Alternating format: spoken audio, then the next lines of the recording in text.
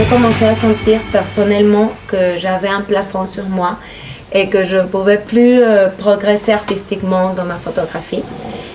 Et pour la première fois, j'ai eu la nécessité de comprendre ma démarche photographique et pourquoi je faisais ce que je faisais et d'approfondir plus dans ma photographie artistique parce que je fais que la photo artistique, je ne fais pas un autre genre de photographie. Et c'est là que j'ai décidé de chercher un master en photo à l'étranger. Mais je n'avais pas l'argent de payer un master et en plus payer un séjour à l'étranger. Donc c'était pas si difficile, j'ai tapé sur Google Master Photo gratuit et c'est comme ça que je trouve, c'est comme ça que je suis ici. Bonsoir. Et c'est comme ça que j'ai arrivé à Paris 8. Et bon, j'ai dû postuler évidemment, c'était par concours.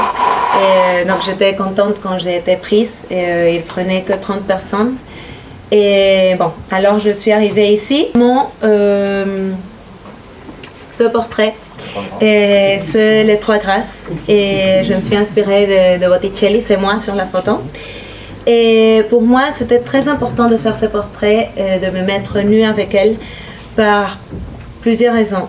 C'est une espèce d'autoportrait qui renvoie à mon questionnement sur le genre féminin dont je travaille, ça fait déjà 7 ans de ma vie.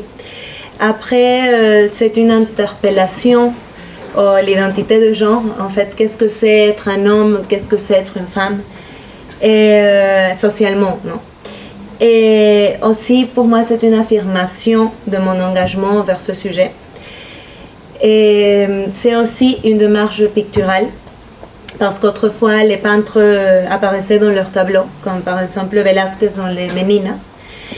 Et j'aime beaucoup ce qui signifie les Trois Grâces, ce tableau, parce qu'en fait, les Trois Grâces représentent les charites, qui dans les mythologies grecques sont des déesses qui personnifient la beauté, la nature et la créativité de l'être humain.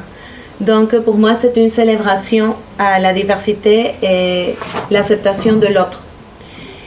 Et un autre aspect important qui apparaît dans cette série, c'est celui dont je vous ai parlé par rapport à Lima Intrarosa, que c'est ce côté de la récréation de la famille.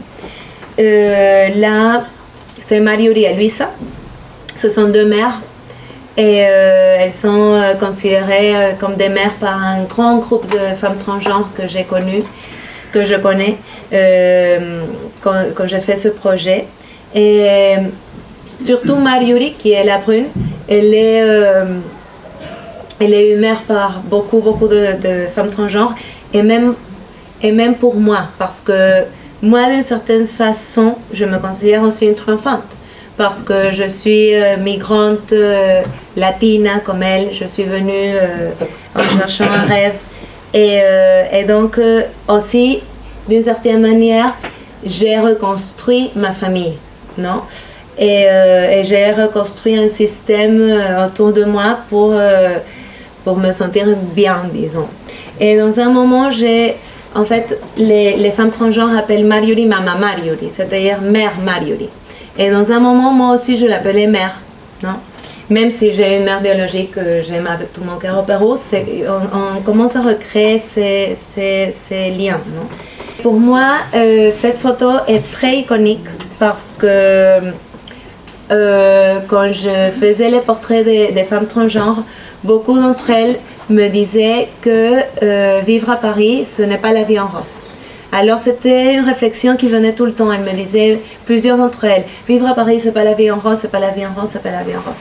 Et en fait, d'une part, je me suis sentie identifiée avec cette phrase parce que, comme je vous ai dit, moi, en tant que triomphante aussi, disons, j'ai expérimenté ce grand choc culturel.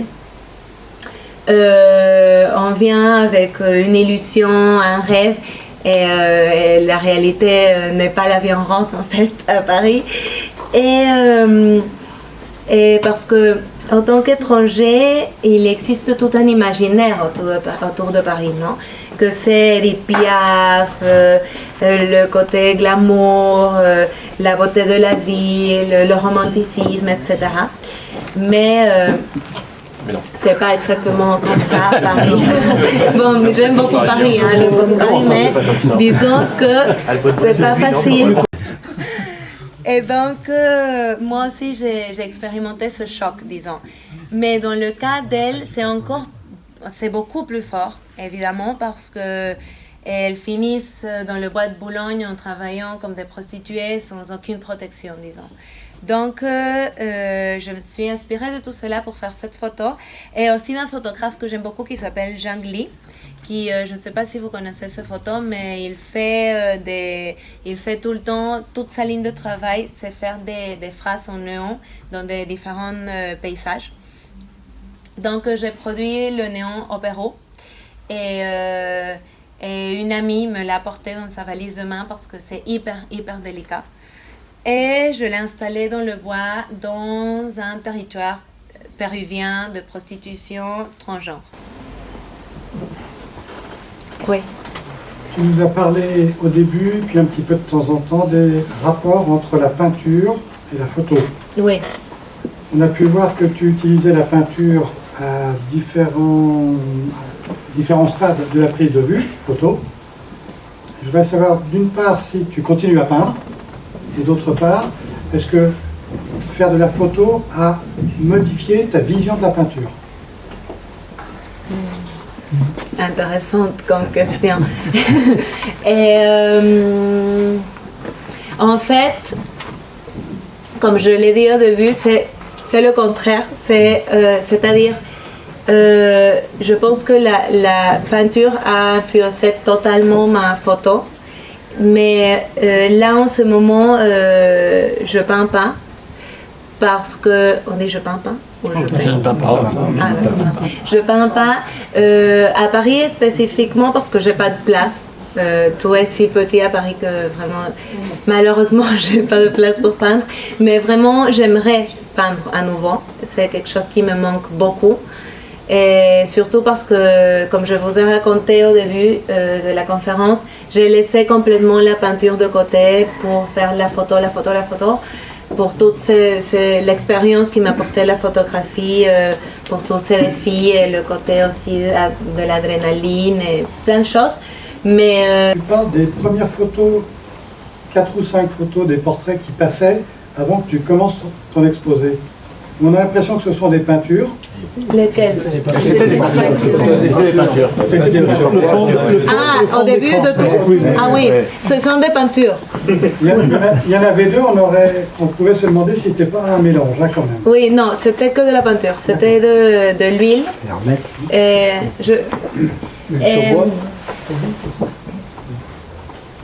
Oui, c'est que de la peinture.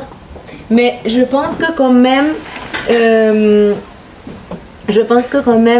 effectivement, la photo est présente parce que je ne peins pas en vivo, sinon je fais le portrait et du portrait photographique, je peigne. Non, je regarde le portrait photographique. Alors il y a quand même toujours ce lien. Mais je pense que oui, je sais, il y a toujours ce thème de la censure avec mon travail. Oui. C'était ça le sens de ma question. Vous l'avez ressenti ou pas? Oui, bien sûr, tout le temps. Et c'est fort quand même. Oui, je sais, bien sûr. Oui. C'est pas vulgaire et c'est étonnant de voir encore une telle ceinture. C'est pas du voyeurisme. Le problème des galeries. Non. Non, je ne fais pas le tirage. Mais la retouche. Oui, ça oui, complètement. Oui, ça c'est comme peindre pour moi, retoucher une photo. Ça apportait quoi alors de faire le master en photo? Le master, ça m'apportait pouvoir justement parler de mon travail. Avant, je pense que j'étais incapable de parler de mon travail parce que c'était si intuitif, si je le rationalisais pas du tout. Je faisais parce que je le sentais vraiment, parce que la situation se présentait, mais j'avais pas un discours derrière cela, non? Et toujours on peut avoir un discours et intéressant en plus. Et le master m'apportait toutes ces parties théoriques et de penser à ce qu'on fait. Et c'est pour ça que j'aime beaucoup l'expérience du master. Ouais. C'est important pour pouvoir parler de notre travail. C'est très important. En tout cas, là, tu l'as très bien fait. Je pense que... Vous étiez dans une école française à Lima? Oui, j'ai appris le français dans mon lycée qui était le franco-péruvien à Lima. Mais ça faisait 9 ans que je ne le pratiquais pas du tout. Donc, tu t'es perdu. Oui, donc pas tout, mais c'est hyper difficile en fait. Et le français n'est pas une langue facile. Et donc j'ai repris, je me suis connectée avec le langage en étant ici. Mais j'ai eu du mal, pour écrire mon mémoire, parce qu'écrire, c'est un double travail pour moi, parce que je pense en espagnol. Et je dois traduire tout en français. Et des fois, ça m'est arrivé que mes profs me disent ça, c'est pas. On ne comprend pas, simplement. Donc, bon. C'est peu à peu, non? Tu parles très bien français quand même. Oui, tu français en français très bien. Merci. Ah oui, merci. Si je parlais espagnol comme vous parlez le français, ça va. C'est votre épisode.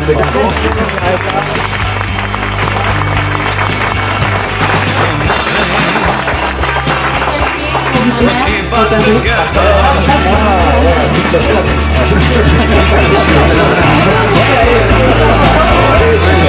Just like